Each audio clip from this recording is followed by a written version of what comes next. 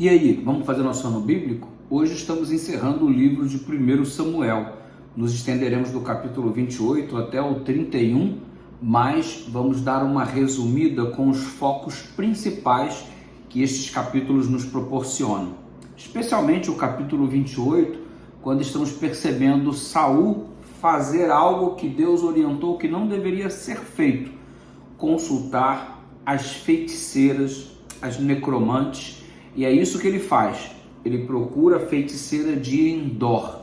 Ao mesmo tempo em que se ocupa na perseguição a Davi, ele negligenciou a defesa do reino. Veja, ele estava concentrado em fazer o que não devia, e o que devia ele não estava fazendo de fato. Ei, você precisa decidir o que é prioritário na sua vida. Perseguir um homem de Deus é prioritário a ter que cuidar daquilo que Deus responsabilizou que você cuidasse? Temos uma família para cuidar, nós temos uma vida a zelar e não devemos tirar o foco disto para colocar em vãs perseguições imprimidas à vida daqueles que não têm muito a ver conosco. Saul, na verdade, tirou o foco do que era prioritário para perseguir um homem em específico.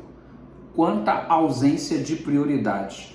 E o resultado é que o reino ficou desprotegido por causa da negligência de seu rei. Os filisteus perceberam esta fragilidade e estamos agora no capítulo 28 vendo a invasão dos filisteus, quando o rei deveria estar zelando pelo seu povo. O que estamos vendo aqui agora é o desesperado Saul buscando direção e buscando de um modo errado. Não há direção correta naquilo que Deus condena.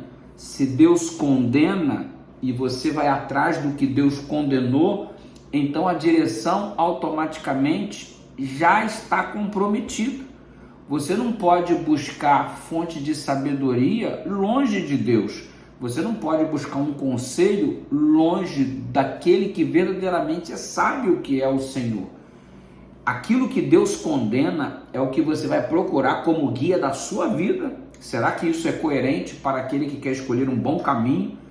Observe que o capítulo de hoje traz um assunto que muitas vezes é debatido: o espiritismo. Afinal de contas, o que estamos percebendo aqui? Que o rei, por seu próprio ato, privou-se de todos os métodos que Deus havia colocado para ele estabelecer uma comunicação segura com Deus. Ele, Saul, cortou os métodos de comunicação oferecidos pelo Senhor. Deus falava com Saul através de Samuel. Deus falava com Saul também através de Davi. E o que o rei fez? Cortou os métodos de comunicação, querendo criar outros métodos para saber a vontade de Deus. Como é que eu vou obter conselho de Deus diante daquilo que ele mesmo, o Senhor, condenou? Completa incoerência. Ele rejeitou o conselho do profeta Samuel, exilou Davi, o escolhido do Senhor, cortando assim os veículos de comunicação que Deus estabeleceu para revelar-se a Saul, para se revelar a Saul. Percebam que no versículo 3, o versículo 3 declara que Saul havia desterrado os médios e os adivinhos. E olhe que o mesmo Senhor havia dito em Deuteronômio capítulo 18, verso 12: todo aquele que faz tal coisa é abominável ao Senhor. E aí, quando ele começa a sessão mediúnica, ao perceber que via algo misterioso, a médium contemplava algo misterioso, Saul perguntou o que ela estava vendo. E a resposta da mulher diz assim, apresenta-se da seguinte forma: vejo um Deus que sobe da terra. Verso 13. Aquela mulher viu uma figura que ela identificou como um Deus que subia da terra. Ela não disse que era Samuel. O sábio Salomão escreveu: os mortos não sabem de coisa nenhuma, porque a sua memória jaz no esquecimento. Eclesiastes capítulo 9, verso 5. Como é que os mortos, não sabendo de coisa alguma, a mulher suscita um Deus que sobe da terra e a conclusão vem por parte do próprio Saul. Deve ser Samuel. Em nenhum momento é afirmado que era Samuel. Como explicar esta aparição? Saul foi quem concluiu, só podia ser Samuel. Se realmente fosse Samuel, gente, Deus não teria condenado a sua atitude, porque você observa 1 Crônicas, capítulo 10, verso 13, a declaração bíblica dizendo assim: assim morreu Saul por causa da sua transgressão cometida contra o Senhor. E aí você continua no texto e ele segue dizendo: e também porque interrogara e consultara uma necromante. Se fosse Samuel, Deus não teria reprovado. Deus reprova porque quando você consulta os mortos e fala com alguém, você não está falando com a pessoa que morreu, mas você está falando com o próprio Satanás ou um agente escolhido por ele para personificar pessoas. E você descobre que é isso que Paulo nos propõe em 2 Coríntios capítulo 11, verso 14 a 15, quando diz: não é de se admirar que o próprio Satanás se transforme em anjo de luz, ou seja, para enganar os seus próprios servos do Senhor. O que você observa? Uma tentativa satânica de tentar consolar de modo errado o coração de um homem que está desesperado, buscando conselhos de Deus, aonde Deus disse que não estariam presentes tais conselhos. Você percebe que Deus, ele não é inimigo de ninguém, e ele nos convida a sermos os seus amigos, de acordo com João capítulo 15, verso 15. E você viu o que este suposto Samuel, que na verdade era um espírito maligno, declarou para o próprio Saul? Que Deus havia se tornado inimigo de Saul e que Deus o havia desamparado. Foi isso que o falso Samuel disse: o Senhor te desamparou e se fez teu inimigo. Observe o verso 16. Deus desamparou Saul? Deus se fez inimigo de Saul? Não, foi o próprio Saul quem se colocou nesta posição ao fazer escolhas distantes da vontade do Senhor.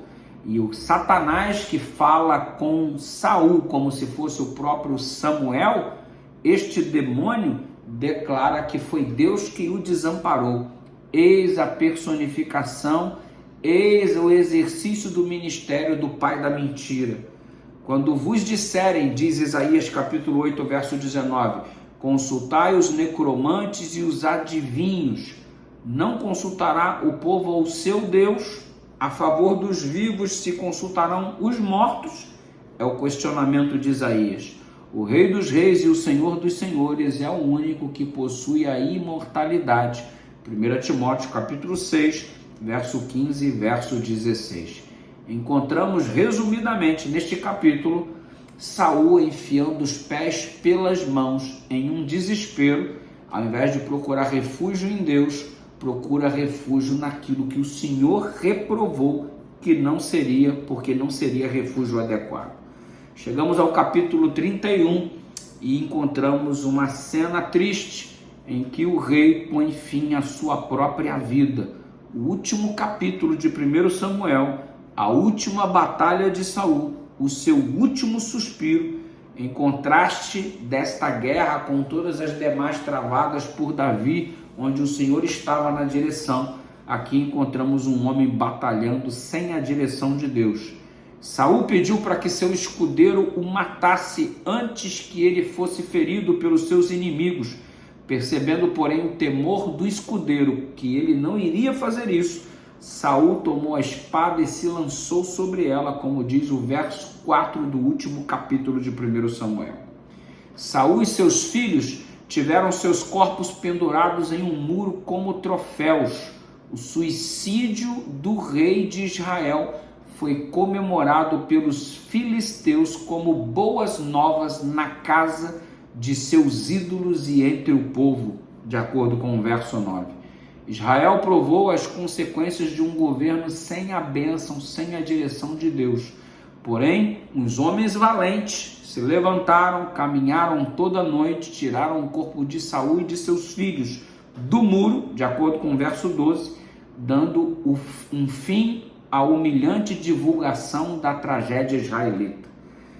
Que triste final para o primeiro monarca de Israel. Terminou com suas armas num templo pagão, seu corpo hasteado como uma bandeira ensanguentada. Saul rejeitou o governo de Deus e o seu governo o levou à destruição de sua casa. Prestemos bem a atenção em tal exemplo para não recusarmos a direção de Deus, o governo de Deus sobre a nossa vida, sobre a nossa casa. Que o Senhor seja o nosso rei, o nosso monarca, a quem tenhamos a firmeza de segui-lo todos os dias de nossa vida. Deus te abençoe, graça e paz. Amanhã tem mais. Curta, comenta, compartilha, deixa Deus te usar. Inscreva-se no canal, estamos juntos.